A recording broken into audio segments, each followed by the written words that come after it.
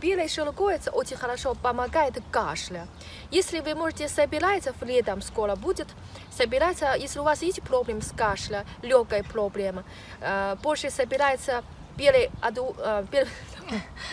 шелковец, сделай себе там консерву, все, хранять можно когда зима или осень, кашля будет сильнее, тогда выпить как чай или сделай высушить, как сухой ягода, потом сделай чай. А черный шелковец, я вам уже сказала, то же самое в этой серии разный цвет фрукты для разных органов. Черный всегда связан с почкой.